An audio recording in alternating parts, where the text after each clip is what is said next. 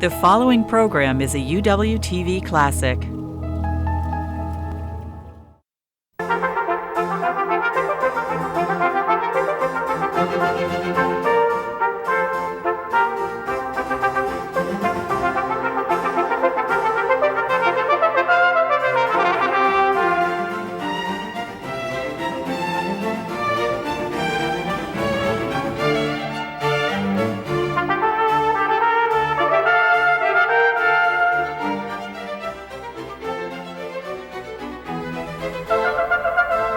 From the University of Washington in Seattle, Upon Reflection.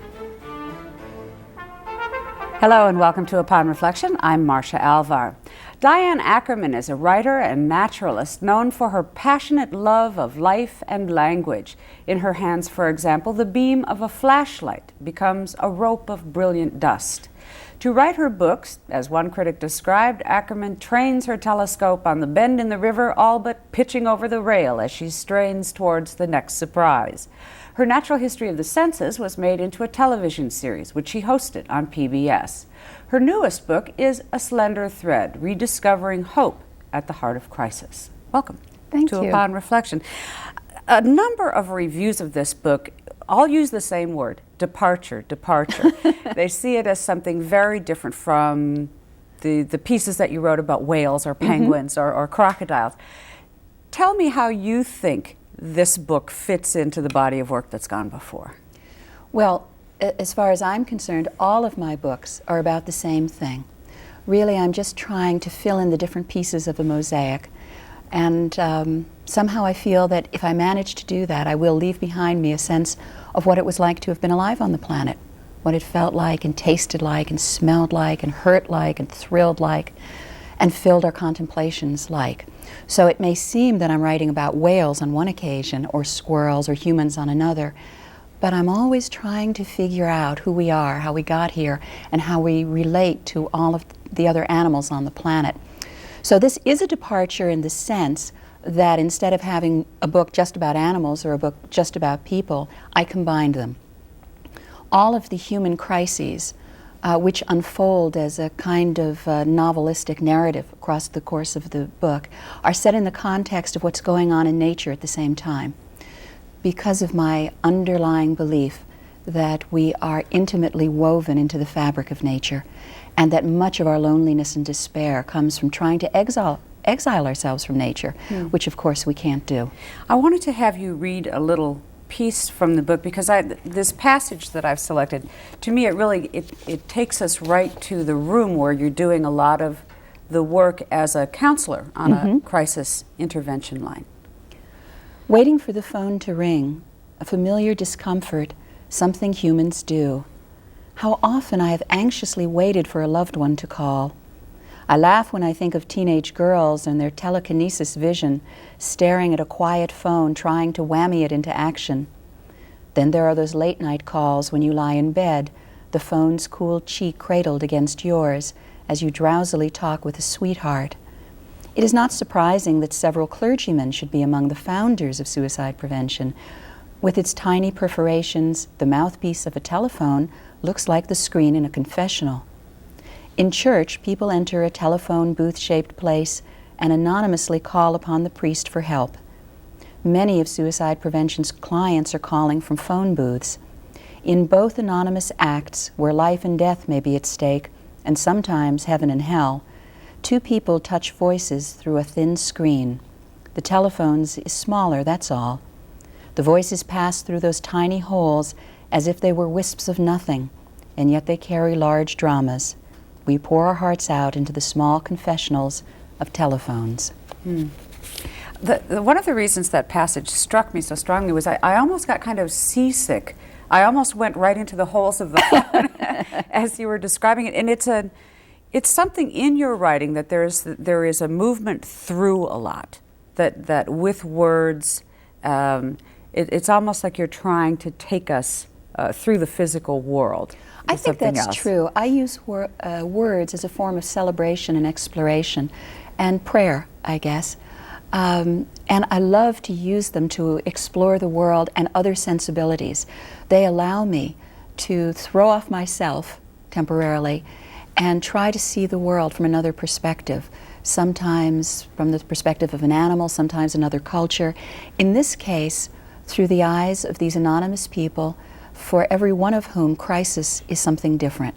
Tell me what you thought your suitability was for this line of work, why you thought you would be good at being a phone counselor for people who are just in terrible, different crises. Well, first of all, I thought I would be a horrible counselor, and I think that most people do.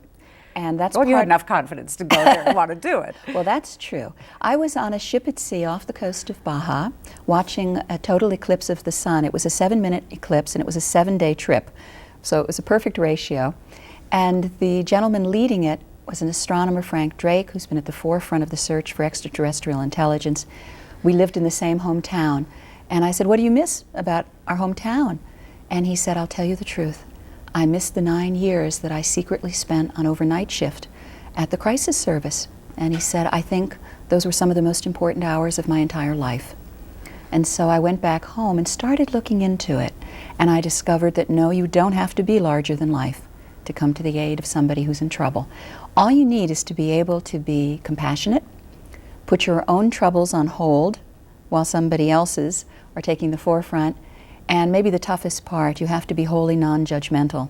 But if you can do those 3 things, then not only would you probably make a great counselor, probably like me, you would also find it restorative and uplifting and a wonderful thing to do. You use the phrase, all you need, but there is a nice extensive passage in the book about the training process, and even though it is all you need, it may be harder to discover in yourself and develop kind of like a muscle than you might think. Also, talk about what you had to go through, what you had to learn about yourself and learn in terms of what you could and couldn't do.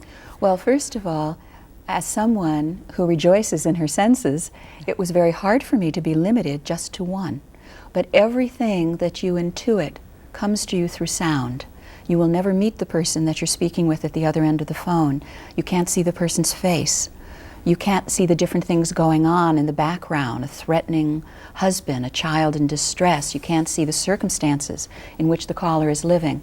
Everything that you learn has to come through all of the delicate nooks and crannies in the voice. And so you develop a kind of nuanced listening, which is athletic. You are wholly involved, but you're not listening the way people do when they're conversing. And they're thinking maybe about something in their own past that they're going to say that's relevant, or perhaps they're not really concentrating on the other person. They're concentrating too hard on what they're going to say as a rejoinder. It's not like that. You're not listening as you would be during a lecture.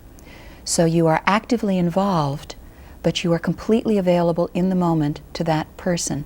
And that's something we don't do naturally. It's an art form that you have to learn. Your mind is like a little wild animal a lot of the time. Yes. It's wandering around, and in this kind of work, you couldn't just sit and go, well, gee, I think what'll I have for dinner tonight? And all of a sudden you come back and something very profound has happened, and you haven't been there for it. It's a kind of discipline and exercise. It is, but also we don't do therapy. It probably sounds a little bit like therapy. We're not trained as therapists, and we don't give advice, which we sometimes actually say, because people will say, what shall I do? The caller will ask. Isn't that hard? I mean, there are instances in the book where it must have been very hard. It's very hard for you not to do that, because these were people who were having experiences you could relate to directly. And sometimes it was so obvious what they should do. A woman will call and complain that her husband is beating her up in front of the small kids. And all you want to do is say to that woman, don't be a fool. Pack your bag and get out right now. Get out before he comes back home. Take the kids and run. But you see, I wouldn't have been the first person telling her that. I'm sure her friends have been telling her that for years. What she really needs is someone to listen to her, trust what she's saying, believe what she's saying, and help her explore what her options are. All of them, not just that one. Maybe she's not ready to do that. And if I can possibly persuade, let's say, that kind of caller to call the Task Force for Battered Women, I would. A lot of the work that you did was all about options, possibilities. Let's think about what are the different things that you can do. The crisis line was called suicide prevention in some senses, but you always write about suicide not as something to necessarily be avoided, but as an option. That's true. A choice. I never tell a caller not to consider suicide, because again, I won't be the first person who has said that to that caller, and I can't control the caller. I can't stop that person if they really want to kill themselves. But I assume they've called because there is a part of them that is still attached to life and wants to live, and it's that part that I speak to. So I might well say, I'm not going to try to talk you out of killing yourself. That's always going to be a choice for you. But why don't we just put that up on the shelf for the moment and consider what some of your other choices are that are perhaps less extreme. At one point, I'm going to try to remember exactly what you wrote. You described as the ultimate tragedy a suicide done hastily. I think that's true. Before all of the choices are explored. And the question that logically pops out is there a thoughtful suicide, one that is a logical choice for someone? Well, I think a lot of counselors are very supportive of Jack Kevorkian's work and would say that if someone were terminally ill and in pain, the person has a right to choose their own destiny. And I believe that about people in all circumstances. They have the right to make decisions in their lives. But as we like to say, suicide is a permanent solution to a temporary problem.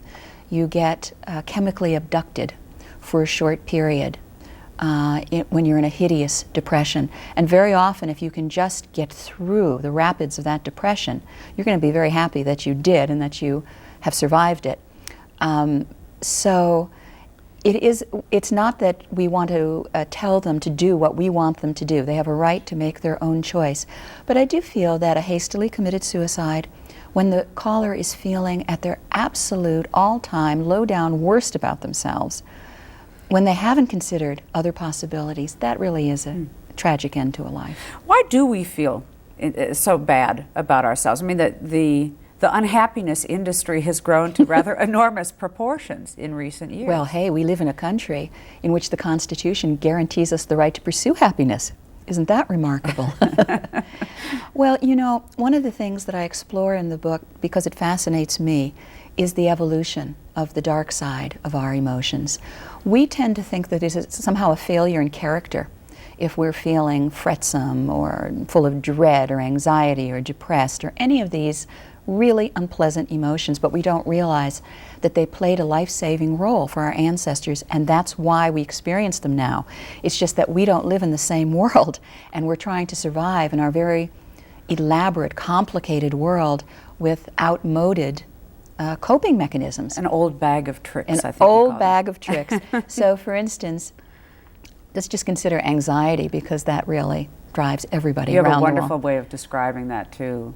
The terrier. What did you call anxiety? Something like the yapping terrier of our own invention. Yes, it's true. Destroying the things that we treasure the most. Nipping at our ankles all the time. Yes, just dragging at our cuffs. But if you think about what our ancestors went through, say they were walking across a field and there was tall grass. One of them might well have said, "Wait a minute, didn't I see that grass move? That's exactly the kind of tall grass that lions like to hide in." No, there probably isn't a lion there. On the other hand, if there were a lion there, that lion would kill me. But there wasn't one yesterday. But there could be one. I'm just going to check.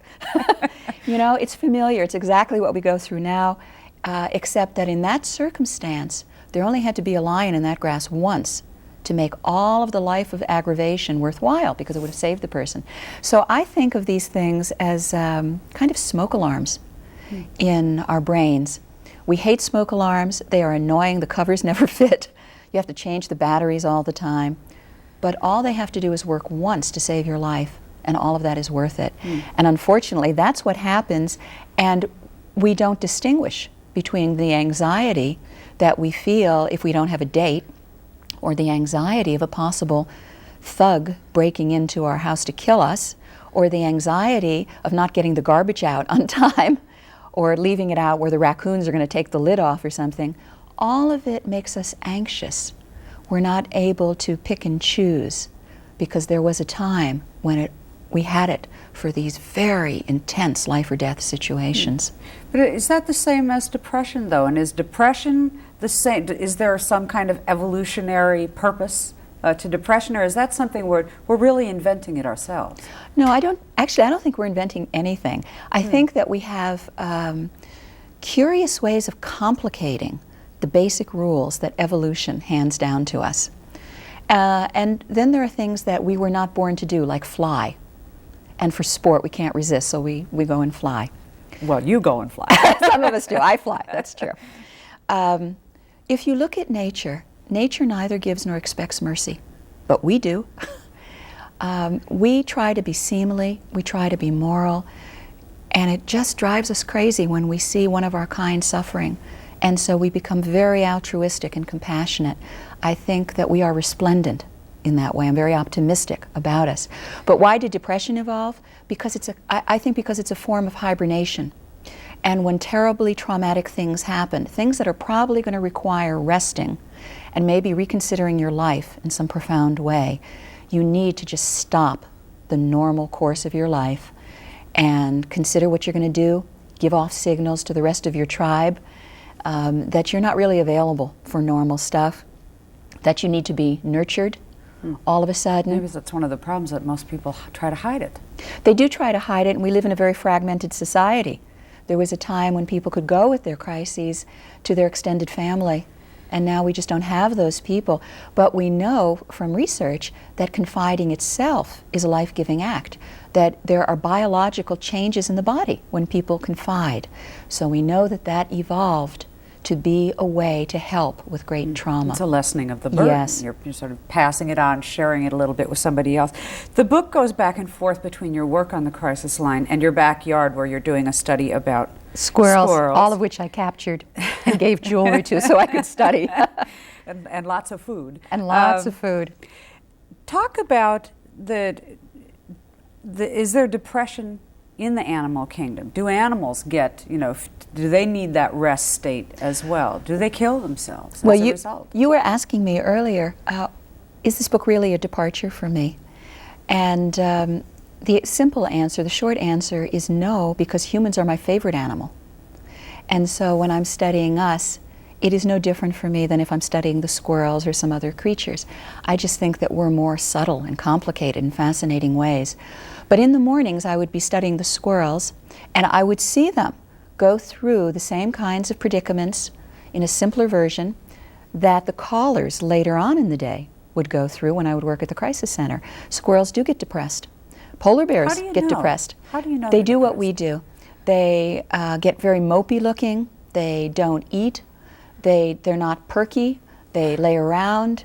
If they had very lively personalities, suddenly they become very quiet and afraid. Their personalities change in the same ways. And they get depressed for some of the same reasons. Loss of face. Sometimes you see a squirrel being supplanted by other members of the tribe, and the whole job, the whole definition is lost, and the squirrel will respond in a very unhappy looking way. Loss of attachment, a loved one dies, an offspring dies. It's not just among squirrels. There are wonderful films of monkeys, very close relatives of ours, in which you see a monkey who has lost a child or a mother go into a kind of mourning that we recognize. Jane Goodall tells that story about the young male chimpanzee who actually died. She said he died of a broken heart. He died of a broken heart. His mother died. Her description of it.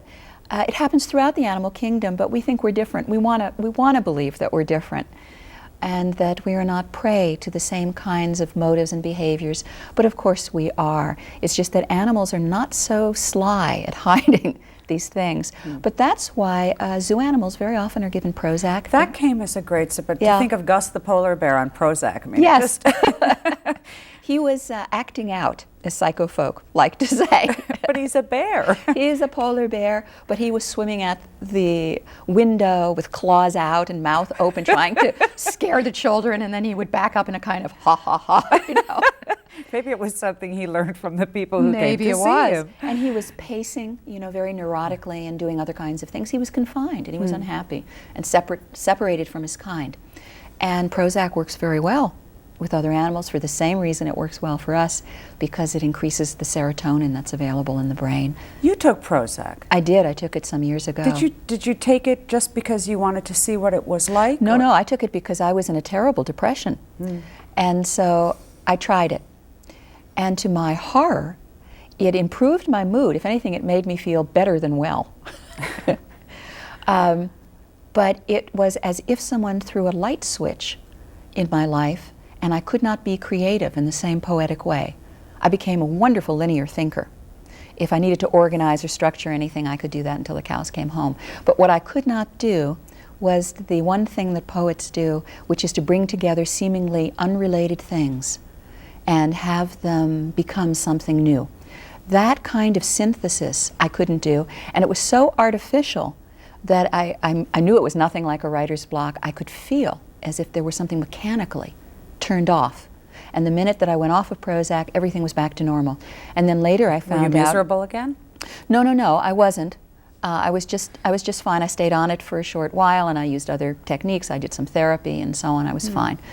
But what I found was that Prozac raises the threshold for dopamine in the brain. It takes more dopamine to be able to get through, and dopamine seems to be involved with novelty and contributes to how and why people are creative. So all of this was news to me and very fascinating. I love knowing how the brain works.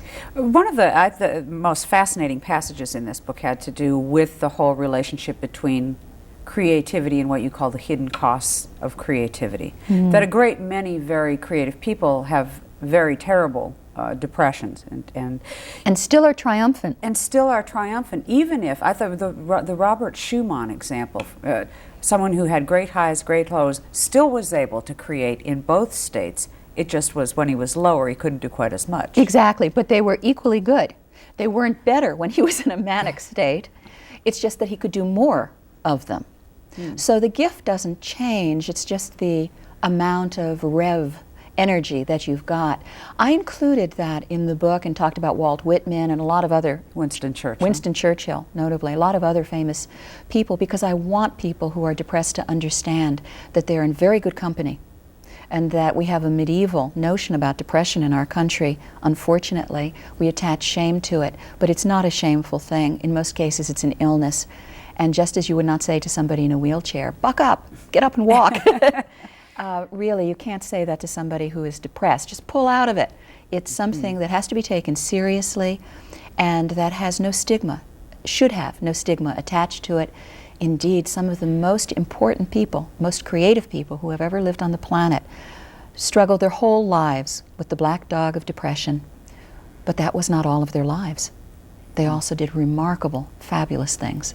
You say you use the phrase, in our country we have this medieval idea about depression. And I mentioned earlier the unhappiness industry, which has spawned many, many books and television shows and radio talk shows.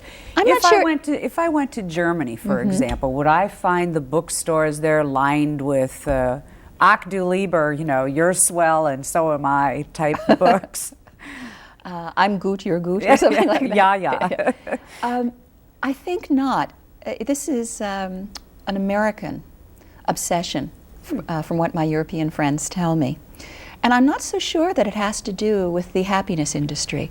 I think it has to do with our notion of progress, and that things can always be better. We always want to perfect ourselves. We want a more perfect state. A more perfect union. A more perfect union in life than we have now. And we are self-made people. This is part of our frontier mentality. Why not make ourselves, our personalities, our happiness quotient different? Also, we devour life. I don't think this is a bad thing, but we are so hungry for life that we expect that we can have more and more and more and feel better and better and better, whereas there are many countries in the world where people just don't expect to be happy. And as a result, they just take it in their stride. Also, there are many countries where there are extended families, so the unhappy people get a lot of support. Mobility probably has a great deal to do think with so, it. Transience, those sorts of qualities of a culture that's moving at a rather high speed. We get to know a lot of different people, not by name, of course, in the book. There's one point where you're very conscious of lines, what you can do, what you can't do, but there is one person who calls who you absolutely are driven. You have to see her. Mm-hmm. You had to go lay eyes on this woman and at least see what she looks like. Was that a good decision? I mean, I'm sure you've given it a great deal of thought about why you did it, why you had to do it. Well, what's intriguing, I think, about that is that if you remember, I never actually made contact with her. Right. I never intruded in her life, which is the important point. I included that in the book because I wanted people to understand the enormous sense of frustration and abstinence that is involved, not just in crisis line work, but really in the whole mental health field. You see somebody suffering and you want to help them. You want to fix them. You want to insinuate yourself down that telephone line into their lives and befriend them and wave a magic wand and just make life better for them. But you can't. All you can do is listen. And I knew that this caller, whom I cared desperately about, very smart, very gifted, she introduced herself by name when she would call, so I knew that she was someone very active in the community. To all eyes, a very successful person, but to our eyes at the crisis center, riddled with the most desperate, hideous, dangerous, life-threatening depression. Just pain in her voice. Horrible. I knew that she went to the spiritualists on Friday night, and I had been there myself occasionally out of curiosity. And so I went there one day, and a spiritualist minister actually channels and speaks to people in the audience who respond. And so I heard a voice that I thought maybe was her voice. But she looked nothing like the way in which I had imagined her. For all I know, it might not have been that person. I couldn't be sure. And as I sat there and thought about it, I cross-examined my motives and realized that it wasn't really her pain that was driving me. It was my pain. I couldn't stand knowing that she was in that kind of pain. She seemed to be coping fine, really, if indeed she was there. Well, is this something that you'll do forever? The crisis line work? For the last 5 years while I've been doing this, I have not been able to tell anyone. It's been some of the most rewarding, fascinating work in my life. The most amazing human stories come in, and yet I couldn't share it. Now that I've gone on to the board, which is a public organization, at last I'm able to talk about it. But I think I'll always be involved in one way or another. Well, it's a wonderful journey. There are some sad moments and a great many happy endings. And thank you for writing and sharing with us, Diane Ackerman.